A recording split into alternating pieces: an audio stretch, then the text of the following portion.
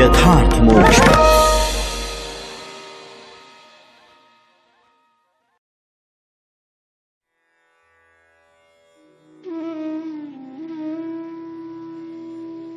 बासठवां अध्याय। उषा अनिरुद्ध मिलन। राजा परीक्षित ने पूछा, महायोग संपन्न मुनीश्वर, मैंने सुना है कि यदुवंश शिरोमणि अनिरुद्ध जी ने बाणासुर की पुत्री उषा से विवाह किया था और इस प्रसंग में भगवान श्री कृष्ण और शंकर जी का बहुत बड़ा घमासान युद्ध हुआ था। आप कृपा करके यह वृत्तांत विस्तार से सुनाइए। श्री सुखदेव जी ने कहा, परीक्षित, महात्मा बलि की कथा तो तुम सुन ही चुके हो। उन्होंने वामन रूपधारी भगवान को सारी पृथ्वी का दान कर दिया था। उनके 100 लड़के थे। उनमें सबसे बड़ा था बाणासुर। दैत्यराज बलि का औरस पुत्र बाणासुर भगवान शिव की भक्ति में सदा रत रहता था। समाज में उसका बड़ा आदर था। उसकी उदारता और बुद्धिमत्ता प्रशंसनीय थी। उसकी प्रतिज्ञा अटल होती थी और सचमुच वह बात का धनी था। उन दिनों वह परम रमणीय शोणितपुर में राज्य करता था। भगवान शंकर की कृपा से इंद्रादि देवता नौकर चाकर की तरह उसकी सेवा करते थे। उसके 1000 भुजाएं थीं। एक दिन जब भगवान शंकर तांडव नृत्य कर रहे थे, तब उसने अपने 1000 हाथों से अनेकों प्रकार के बाजे बजाकर उन्हें प्रसन्न कर लिया।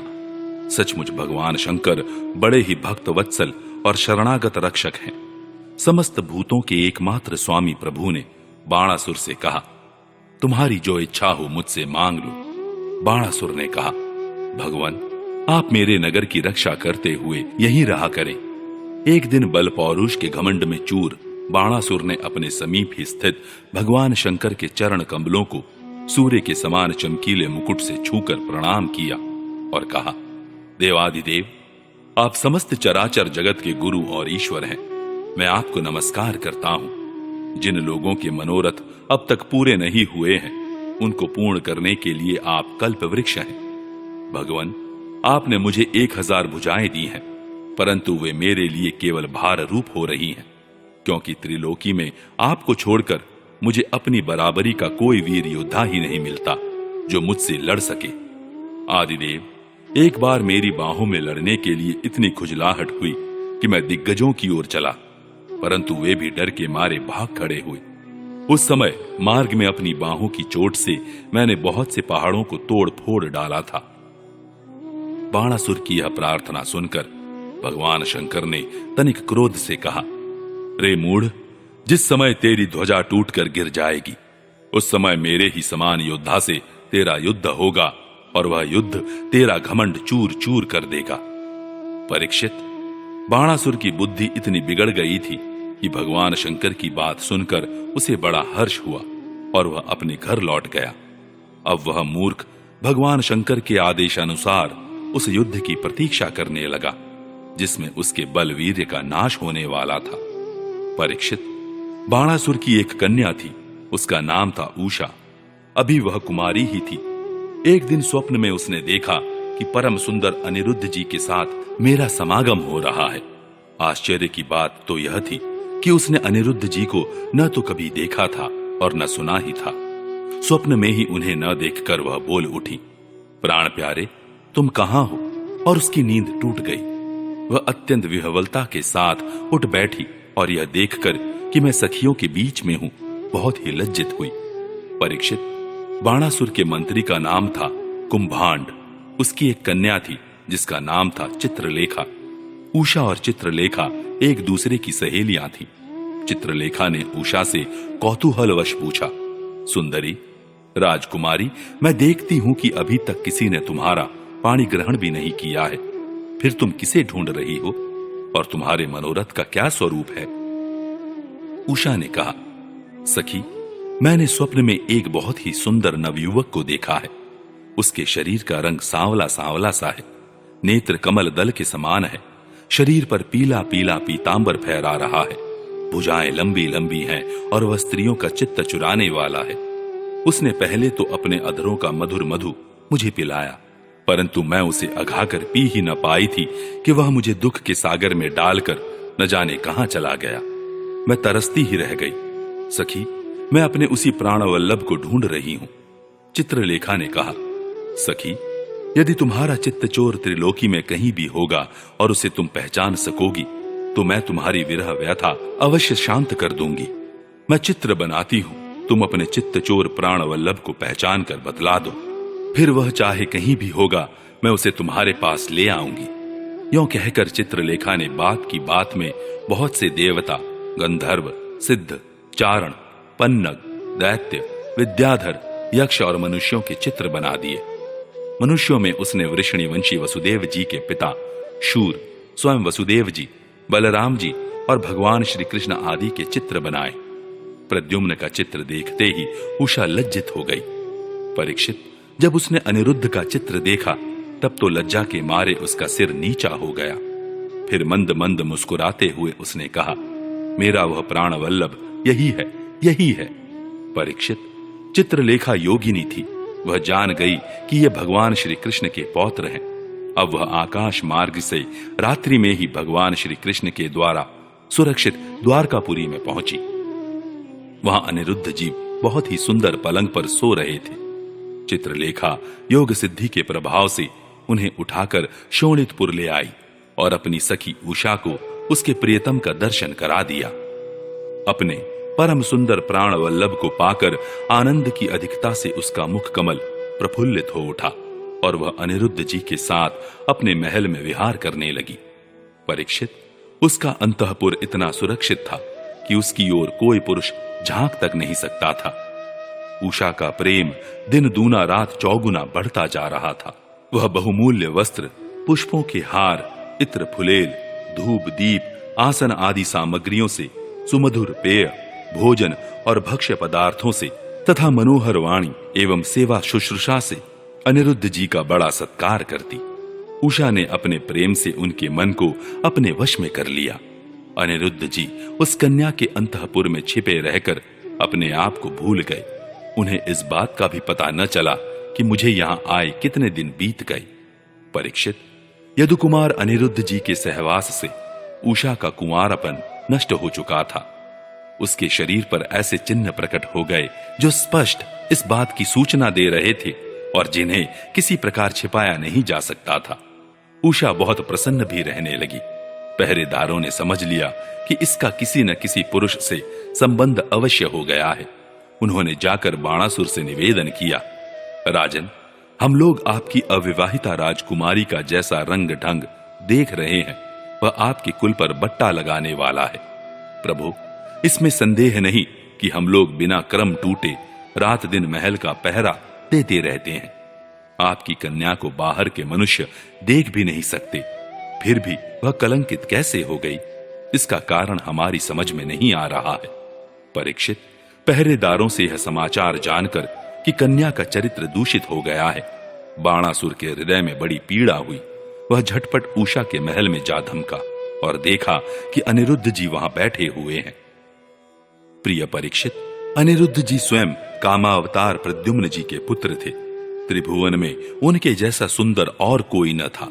सांवरा सलोना शरीर और उस पर पीतांबर फहराता हुआ, कमल दल के समान बड़ी बड़ी कोमल आंखें, लंबी लंबी भुजाएं, कपोलों पर घुंघराली अलकें और कुंडलों की झिलमिलाती हुई ज्योति, होठों पर मंद मंद मुस्कान और प्रेम भरी चितवन से मुख की शोभा अनूठी हो रही थी। अनिरुद्ध जी उस समय अपनी सब ओर से सज धज कर बैठी हुई प्रियतमा उषा के साथ पासे खेल रहे थे। उनके गले में बसंती बेला के बहुत सुंदर पुष्पों का हार सुशोभित हो रहा था और उस हार में उषा के अंग का संपर्क होने से उसके वक्ष स्थल की केसर लगी हुई थी। उन्हें उषा के सामने ही बैठा देखकर बाणासुर विस्मित चकित हो गया। जब अनिरुद्ध जी ने देखा कि बाणासुर बहुत से आक्रमणकारी शस्त्रास्त्र से सुसज्जित वीर सैनिकों के साथ महल में घुस आया है, तब वे उन्हें धराशायी कर देने के लिए लोहे का एक भयंकर परिघ लेकर डट गए, मानो स्वयं काल दंड लेकर मृत्यु खड़ा हो। बाणासुर के साथ आए हुए सैनिक उनको पकड़ने के लिए ज्यों-ज्यों उनकी ओर झपटते, त्यों-त्यों वे उन्हें मार मार कर गिराते जाते, ठीक वैसे ही जैसे सुअरों के दल का नायक कुत्तों को मार डाले। अनिरुद्ध जी की चोट से उन सैनिकों के सिर, भुजा, जंघा आदि अंग टूट फूट गए और वे महल से निकल भागे। जब बलि बाणासुर ने देखा कि यह तो मेरी सारी सेना का संहार कर रहा है, तब वह क्रोध से तिलमिला उठा और उसने नागपाश से उन्हें बांध लिया। उषा ने जब सुना कि उसके प्रियतम को बांध लिया गया है, तब वह अत्यंत शोक और विषाद से विह्वल हो गई। उसके नेत्रों से आंसू की धारा बहने लगी, वह रोने लगी। 63वां अध्याय। भगवान श्री कृष्ण के साथ बाणासुर का युद्ध। श्री सुखदेव जी कहते हैं, परीक्षित, बरसात के 4 महीने बीत गए, परंतु अनिरुद्ध जी का कहीं पता न चला।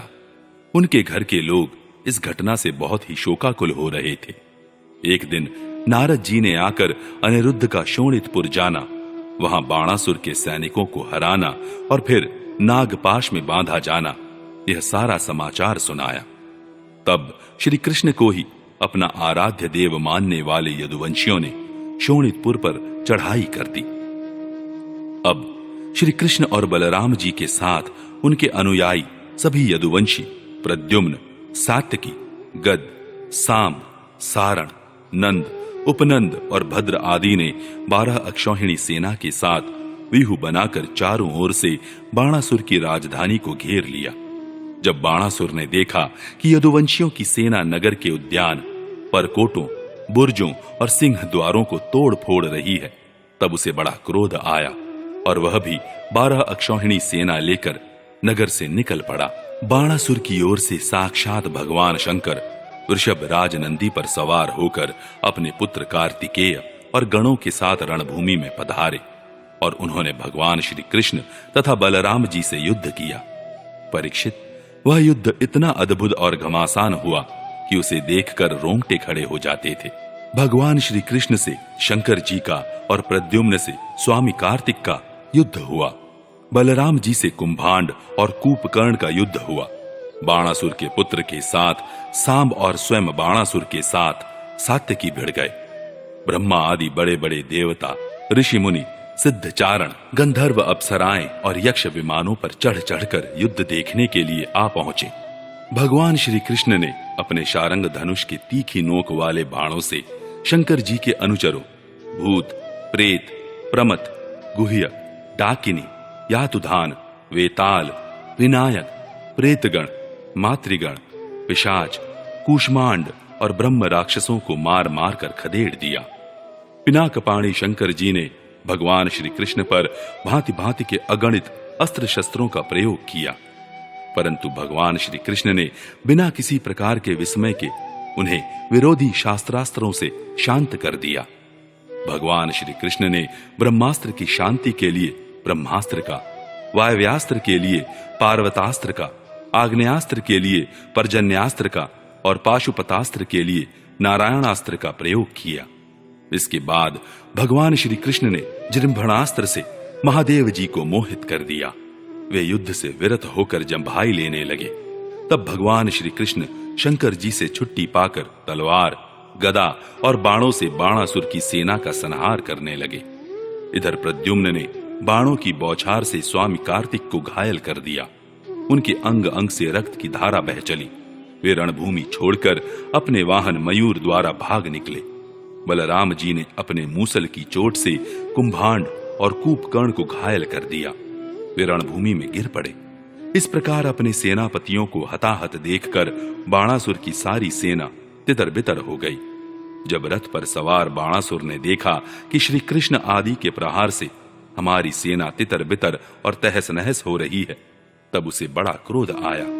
उसने चिढ़कर सात्यकी को छोड़ दिया और वह भगवान श्री कृष्ण पर आक्रमण करने के लिए दौड़ पड़ा। परीक्षित, रणोन्मत्त बाणासुर ने अपने 1000 हाथों से एक साथ ही 500 धनुष खींचकर एक एक पर 2-2 बाण चढ़ाए, परंतु भगवान श्री कृष्ण ने एक साथ ही उसके सारे धनुष काट डाले और सारथी, रथ तथा घोड़ों को भी धराशायी कर दिया एवं शंख ध्वनि की। कोटरा नाम की एक देवी बाणासुर की धर्म माता थी। वह अपने उपासक पुत्र के प्राणों की रक्षा के लिए बाल बिखेर कर नंग धड़ंग भगवान श्री कृष्ण के सामने आकर खड़ी हो गई। भगवान श्री कृष्ण ने इसलिए कि कहीं उस पर दृष्टि न पड़ जाए अपना मुंह फेर लिया और वे दूसरी ओर देखने लगे। तब तक बाणासुर धनुष कट जाने और रथहीन हो जाने के कारण अपने नगर में चला गया। इधर जब भगवान शंकर के भूतगण इधर उधर भाग गए, तब उनका छोड़ा हुआ 3 सिर और 3 पैर वाला ज्वर 10 दिशाओं को जलाता हुआ सा भगवान श्री कृष्ण की ओर दौड़ा। भगवान श्री कृष्ण ने उसे अपनी ओर आते देखकर उसका मुकाबला करने के लिए अपना ज्वर छोड़ा।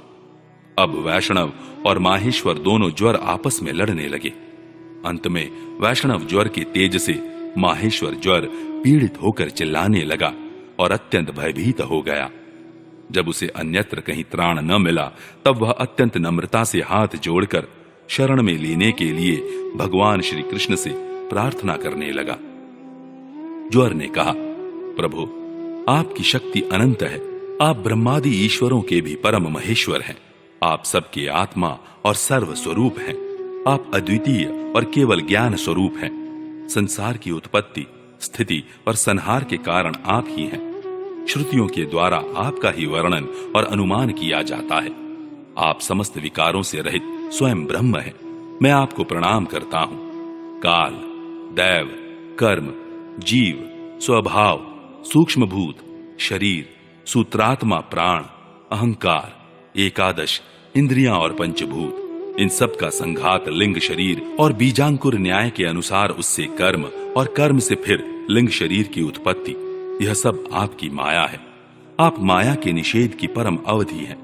मैं आपकी शरण ग्रहण करता हूं। प्रभु, आप अपनी लीला से ही अनेकों रूप धारण कर लेते हैं और देवता, साधु तथा लोक मर्यादाओं का पालन पोषण करते हैं। साथ ही उन्मार्गगामी और हिंसक असुरों का संहार भी करते हैं। आपका यह अवतार पृथ्वी का भार उतारने के लिए ही हुआ है। प्रभु, आपके शांत, उग्र और अत्यंत भयानक दुस्सह तेज ज्वर से मैं अत्यंत संतप्त हो रहा हूं। भगवान, देहधारी जीवों को तभी तक ताप संताप रहता है जब तक वे आशा के फंदों में फंसे रहने के कारण आपके चरण कमलों की शरण नहीं ग्रहण करते। भगवान श्री कृष्ण ने कहा, त्रिशिरा, मैं तुम पर प्रसन्न हूं। अब तुम मेरे ज्वर से निर्भय हो जाओ। संसार में जो कोई हम दोनों के संवाद का स्मरण करेगा, उसे तुमसे कोई भय न रहेगा। भगवान श्री कृष्ण के इस प्रकार कहने पर माहेश्वर ज्वर उन्हें प्रणाम करके चला गया। तब तक बाणासुर रथ पर सवार होकर भगवान श्री कृष्ण से युद्ध करने के लिए फिर आ पहुंचा। परीक्षित, बाणासुर ने अपने 1000 हाथों में तरह तरह के हथियार ले रखे थे। अब वह अत्यंत क्रोध में भरकर चक्रपाणी भगवान पर बाणों की वर्षा करने लगा। जब भगवान श्री कृष्ण ने देखा कि बाणासुर ने तो बाणों की झड़ी लगा दी है, तब वे छुरे के समान तीखी धार वाले चक्र से उसकी भुजाएं काटने लगे, मानो कोई किसी वृक्ष की छोटी छोटी डालियां काट रहा हो। जब भक्त वत्सल भगवान शंकर ने देखा कि बाणासुर की भुजाएं कट रही हैं, तब वे चक्रधारी भगवान श्री कृष्ण के पास आए और स्तुति करने लगे। भगवान शंकर ने कहा, प्रभु, आप वेद मंत्रों में तात्पर्य रूप से छिपे हुए परम ज्योति स्वरूप पर ब्रह्म हैं। शुद्ध हृदय महात्मा गण आपके आकाश के समान सर्वव्यापक और निर्विकार स्वरूप का साक्षात्कार करते हैं। आकाश आपकी नाभि है, अग्नि मुख है और जल वीर है। स्वर्ग सिर, दिशाएं कान और पृथ्वी चरण है।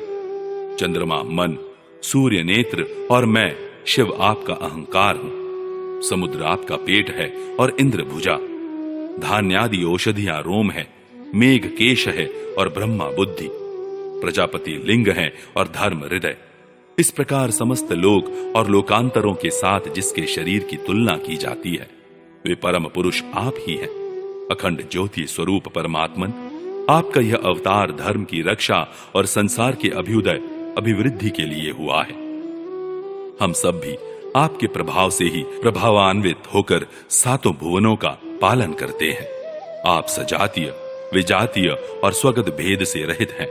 एक और अद्वितीय आदि पुरुष हैं। मायाकृत, जागृत, स्वप्न और सुषुप्ति, इन 3 अवस्थाओं में अनुगत और उनसे अतीत तुरीय तत्व भी आप ही हैं। आप किसी दूसरी वस्तु के द्वारा प्रकाशित नहीं होते, स्वयं प्रकाश हैं। आप सबके कारण हैं, परंतु आपका न तो कोई कारण है और न तो आप में कारणपना ही है। भगवान, ऐसा होने पर भी आप तीनों गुणों की विभिन्न विषमताओं को प्रकाशित करने के लिए अपनी माया से देवता, पशु पक्षी, मनुष्य आदि शरीरों के अनुसार भिन्न भिन्न रूपों में प्रतीत होते हैं। प्रभु, जैसे सूर्य अपनी छाया बादलों से ही ढक जाता है और उन बादलों तथा विभिन्न रूपों को प्रकाशित करता है, उसी प्रकार आप तो स्वयं प्रकाश हैं, परंतु गुणों के द्वारा मानो ढक से जाते हैं और समस्त गुणों तथा गुणाभिमानी जीवों को प्रकाशित करते हैं। वास्तव में आप अनंत हैं। भगवान, आपकी माया से मोहित होकर लोग स्त्री पुत्र देह गेह आदि में आसक्त हो जाते हैं और फिर दुख के अपार सागर में डूबने उतराने लगते हैं। संसार के मानवों को यह मनुष्य शरीर आपने अत्यंत कृपा करके दिया है। जो पुरुष इसे पाकर भी अपनी इंद्रियों को वश में नहीं करता और आपके चरण कमलों का आश्रय नहीं लेता, उनका सेवन नहीं करता, उसका जीवन अत्यंत शोचनीय है और वह स्वयं अपने आप को धोखा दे रहा है। प्रभु, आप समस्त प्राणियों के आत्मा, प्रियतम और ईश्वर हैं। जो मृत्यु का ग्रास मनुष्य आपको छोड़ देता है और अनात्म, दुख रूप एवं तुच्छ विषयों में सुख बुद्धि करके उनके पीछे भटकता है, वह इतना मूर्ख है कि अमृत को छोड़कर विष पी रहा है। मैं, ब्रह्मा, सारे देवता और विशुद्ध हृदय वाले ऋषि मुनि सब प्रकार से और सर्वात्म भाव से आपके शरणागत हैं, क्योंकि आप ही हम लोगों के आत्मा, प्रियतम और ईश्वर हैं। आप जगत की उत्पत्ति, स्थिति और प्रलय के कारण हैं। आप सब में सम, परम शांत, सबके सुहृद आत्मा और इष्ट देव हैं। आप एक, अद्वितीय और जगत के आधार तथा अधिष्ठान हैं।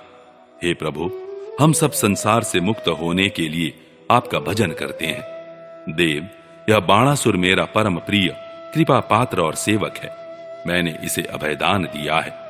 प्रभु, जिस प्रकार इसके परदादा दैत्यराज प्रहलाद पर आपका कृपा प्रसाद है, वैसा ही कृपा प्रसाद आप इस पर भी करें।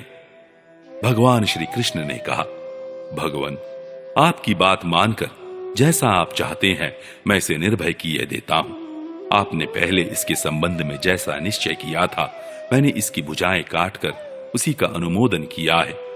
मैं जानता हूं कि बाणासुर दैत्यराज बलि का पुत्र है, इसलिए मैं भी इसका वध नहीं कर सकता, क्योंकि मैंने प्रहलाद को वर दे दिया है कि मैं तुम्हारे वंश में पैदा होने वाले किसी भी दैत्य का वध नहीं करूंगा।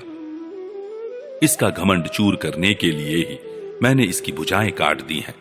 इसकी बहुत बड़ी सेना पृथ्वी के लिए भार हो रही थी, इसीलिए मैंने उसका संहार कर दिया है। अब इसकी 4 भुजाएं बच रही हैं। ये अजर अमर बनी रहेंगी। यह बाणासुर आपके पार्षदों में मुख्य होगा। अब इसको किसी से किसी प्रकार का भय नहीं है। श्री कृष्ण से इस प्रकार अभयदान प्राप्त करके बाणासुर ने उनके पास आकर धरती में माथा टेका, प्रणाम किया और अनिरुद्ध जी को अपनी पुत्री उषा के साथ रथ पर बैठाकर भगवान के पास ले आया। इसके बाद भगवान श्री कृष्ण ने महादेव जी की सम्मति से वस्त्रालंकार विभूषित उषा और अनिरुद्ध जी को एक अक्षौहिणी सेना के साथ आगे करके द्वारका के लिए प्रस्थान किया। इधर द्वारका में भगवान श्री कृष्ण आदि के शुभागमन का समाचार सुनकर झंडियों और तोरणों से नगर का कोना कोना सजा दिया गया। बड़ी बड़ी सड़कों और चौराहों को चंदन मिश्रित जल से सींच दिया गया। नगर के नागरिकों, बंधु बांधवों और ब्राह्मणों ने आगे आकर खूब धूमधाम से भगवान का स्वागत किया। उस समय शंख, नगारों और ढोलों की तुमुल ध्वनि हो रही थी। इस प्रकार भगवान श्री कृष्ण ने अपनी राजधानी में प्रवेश किया। परीक्षित, जो पुरुष श्री शंकर जी के साथ भगवान श्री कृष्ण का युद्ध और उनकी विजय की कथा का प्रातः काल उठकर स्मरण करता है, उसकी पराजय नहीं होती।